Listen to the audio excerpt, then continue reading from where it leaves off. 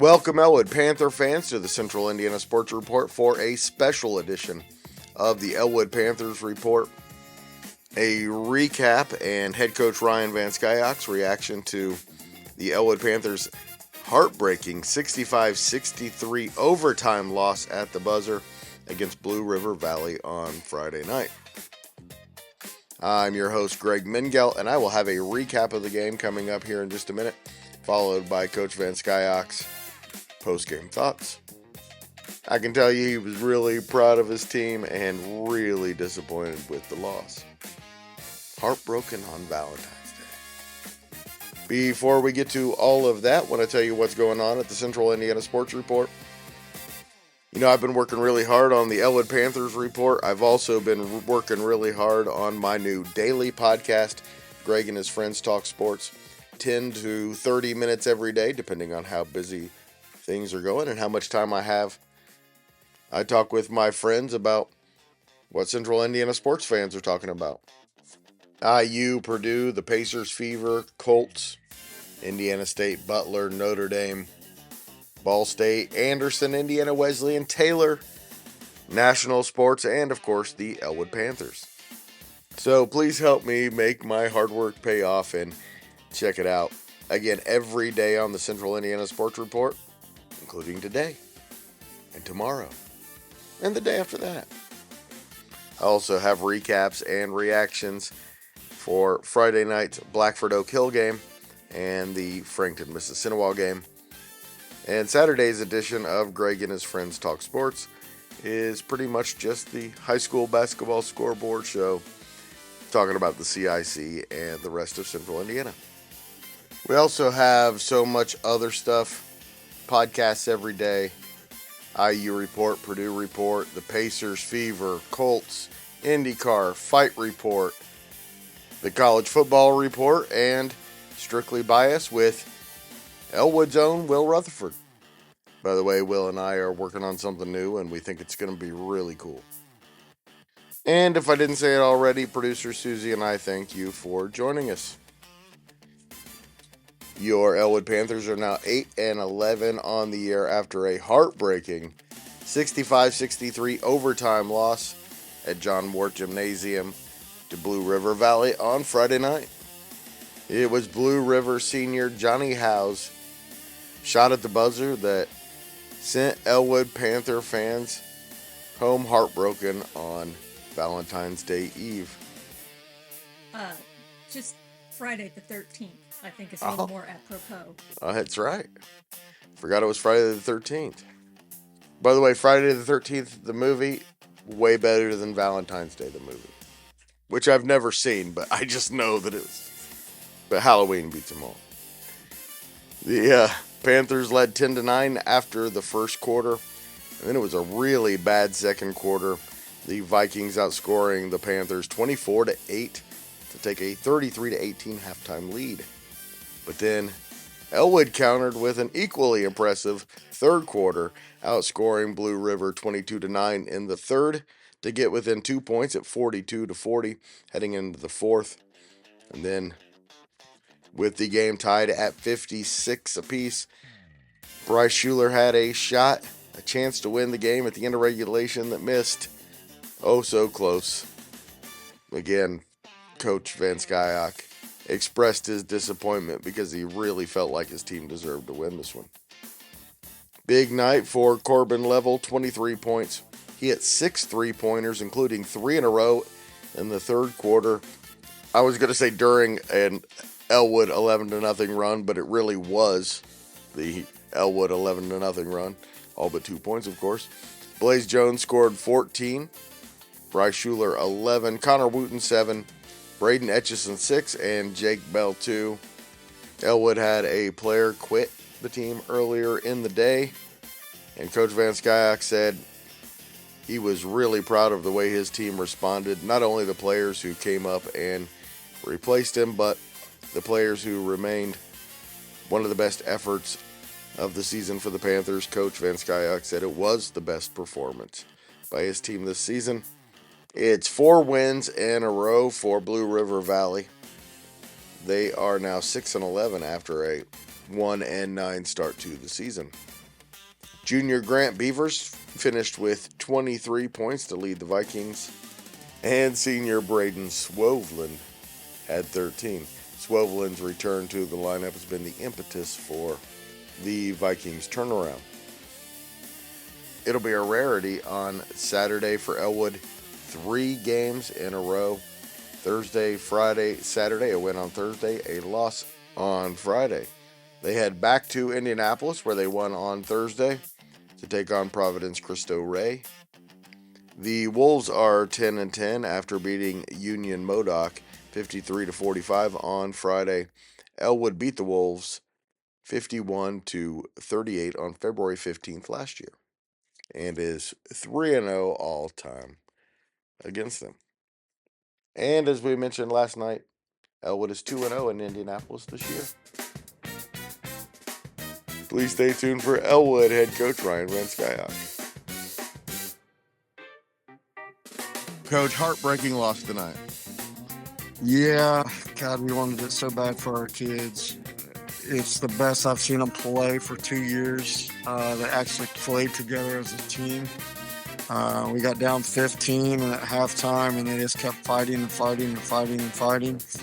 Shot to win it at the end of regulation. That was a great shot by Bryce, just in and out. And then, unfortunately, a Howe kid from Blue River hit a step back 1-footer to win it in overtime. So really heartbreaking for our kids, but man, I'm so proud of how hard they played. We've battled a lot of adversity this year. We had another kid quit at 3:30 today, we just found out. So we've lost 3 of our starting guards for the season. So we had to adapt real quick. I want to give a shout out to Noah Capshaw, a freshman, learning at 3:45 that you're not playing JV anymore and you're going to play varsity basketball. I thought he stepped up and gave us tremendous minutes, and credit to that kid. I wanted to give him a shout out. Very good. And, it stinks when you lose players like this, but younger players get a chance to step up and see what they can do. It's good to see him do that. Most definitely, and I thought he's done really well. We played Nolan Robinson a little bit yesterday, and he's been playing really tremendous on the JV, and hopefully maybe our future point guard coming up. We just got to get him in the weight room, get him a little stronger, but he's starting to come around a little bit. Jake Bell stepped up. Keegan Davenport stepped up off the bench. So it's just been great to see some of those other kids when they get thrown in the fire of actually stepping up to the plate and giving us good minutes.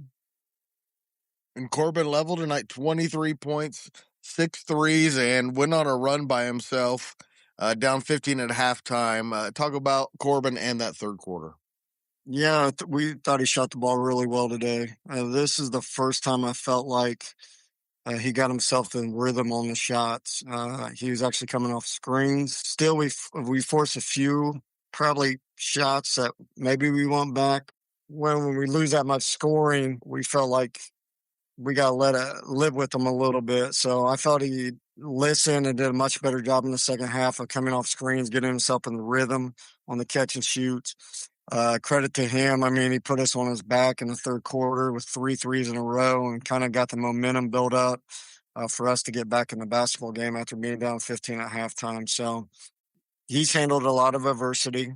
I'm not going to sit here and say I've never been on him before. I've been on him hard because you see the talent that he is and what he could be. And I felt like he finally stepped up to the plate tonight and showed us he's a really good shooter, a really good player. So credit to Corbin for stepping up in that position. He's got a nice looking shot. Yeah, he does. I mean, it's beautiful. When you look, it's almost every time you feel like the ball's going in. We feel like just watching him in practice, watching him the last 4 years, when he gets himself in rhythm, you're like, man, that thing's going in. There's times that he likes to fade to the left or right a little bit. But, man, when he's got his feet set, man, that thing looks good every single time he shoots it. And, of course, he comes from maybe my favorite family in all of Elwood. Love the Levels. Yeah. Love him. His grandpa's probably one of the nicest people I've ever met, Rich. Tremendous guy. So Yeah, really good family. Great people, and Elwood through and through. Yep, they sure do love this place, and that's what makes Elwood special in my eyes, the people like that. Blaze Jones, speaking of young kids, 14 points again tonight. He just seems to be contributing a little more all the time. We're trying to get him out of the habit of just being timid. I thought he was a lot more aggressive in the second half. We were on him pretty hard in the first half. We felt like he's too passive at times, and unfortunately, we need him to score the basketball for us to be successful. So he hit 2 threes tonight, were big shots. He had a couple great layups in the fourth quarter that kind of kept us in the game. So he's doing a much better job. We just got to try to get that timidness out of him and have him step up and be the player that we need, because he's vitally, we really need him to step up if we're going to be successful and have a chance to upset somebody come sectional time. Coach, I know you like the spirit and the fight tonight, but tomorrow is 3 in a row, a bus trip to Indianapolis. How they feeling? Well, they're going to be a little sore for sure. I mean, just how hard they've had to play the last couple of games. But I feel more positive going in tomorrow with how they played tonight and their positive energy they had in the locker room after the game. Hopefully we got no surprise or hiccups tomorrow, and we can just go play. And we just told them, like, we're going to go play our stuff, and if we play it the right way, we're going to come out with a win. I think we're 8-11 right now. If we could get that one, we're 9-11, and we got 3 games next week. It gives us an opportunity to look at double-digit wins. So I'm really proud of just the kids' continued fight with all the adversity that they've had to handle this year. All right, Coach, so we will talk to you again on Saturday night. Good luck, and as always, it's great to be an Elwood Panther. Thanks, Greg. Appreciate everything you do. Thanks so much to Coach VanSkyock for joining me tonight, and to you for listening and help make the Elwood Panthers report successful. Hey, please help me make my new daily podcast, Greg and his friends talk sports, be successful as well. It's very important to me, and I'd really appreciate it. We'll be back tomorrow night.